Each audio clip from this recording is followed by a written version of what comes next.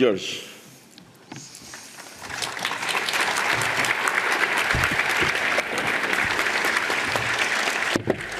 Thank you very much. Thank you, dear Yanis. Good morning, dear participants, Commissioner, members of the European Parliament, colleagues. Nice to have you here. I'm very proud to open this 5th European Parliament of Persons with Disabilities here in this hemicycle.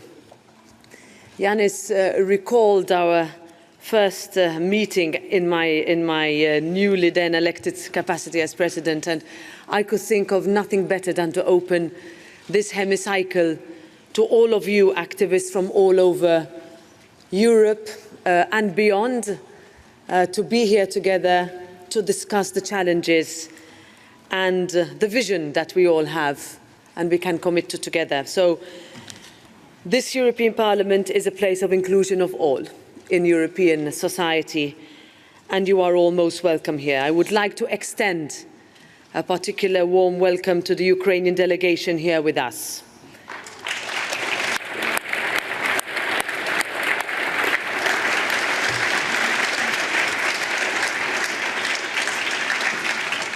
The challenges that you have overcome to be amongst us are second to none, and I must also say that we support your inclusion in Europe all the way. For most,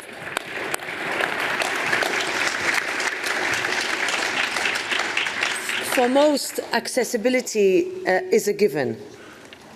But this 5th European Parliament of Persons with Disabilities reminds Europe and the world that for many, accessibility is still the exception rather than the norm. 1 in 5 Europeans lives with a disability.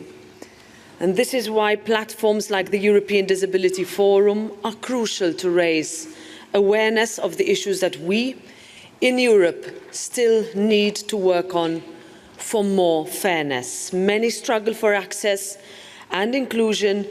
Too many must go to great lengths for equal rights. The European Union's motto, United in Diversity, means that everyone must have the opportunity to get involved in our European project, a European project of hope and opportunity that must be accessible to all. And when we talk about equal rights, we must talk about rights that are actual and real, not just nominal, not just on paper. We must actively include all persons with disabilities in our decision-making, and for this we must remove existing barriers. We must continuously work to guarantee inclusion and equality in line with the UN Convention on the Rights of Persons with Disabilities. And this Parliament is working on that.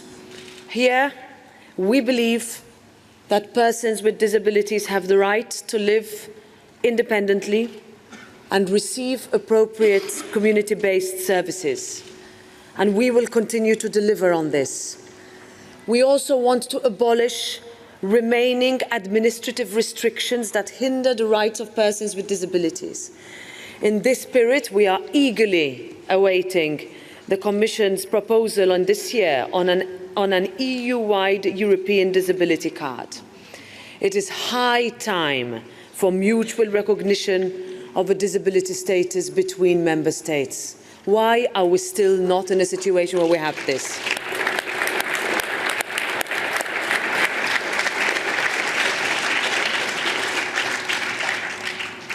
Today's event is therefore an opportunity to discuss the experience of the 8 countries that already use the European Disability Card on a voluntary basis and that have learned and continue to learn from each other about the associated benefits in areas such as culture, sport and transport.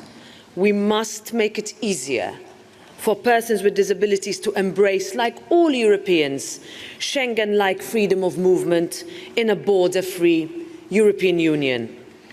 Now, ahead of the 2024 European elections, just a little bit over a year from here, the Parliament has insisted that Member States take action to replace substituted voting with supported voting across the EU, because respecting the autonomy of those concerned is important for real inclusion.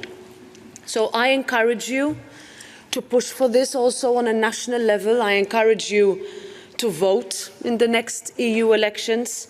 I encourage you to exercise your democratic right, an equal right given to all EU citizens. And I also encourage perhaps some of you to run as candidates in the European elections.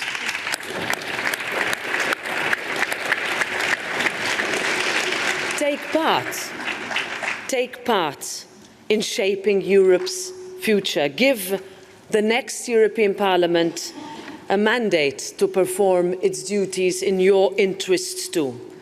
Our institution works hard every day to lead by example, to make inclusion a standard in European democracy. Lots of things left to do, not only in terms of physical accessibility, but also accessibility of persons with disabilities to be able to do all jobs in this European Parliament. This is what we are committed to and we are implementing, but I want to see a Parliament that does more. And even minor actions can send a major message. So much is possible when we set our minds to change and improve, because having a disability shall not hold anyone back anywhere in Europe. So I thank you very much for your tireless work towards a more inclusive Europe. Thank you, Yanis, and your colleagues for doing so much in terms of pushing forward and advancing and holding us to account and reminding us when we need to do more, reminding us when we need to do better. Continue to do that. And I wish you, during this day of further inclusion and thoughtful exchanges, to do just that. Thank you very much and enjoy your stay here. President, thank you very much.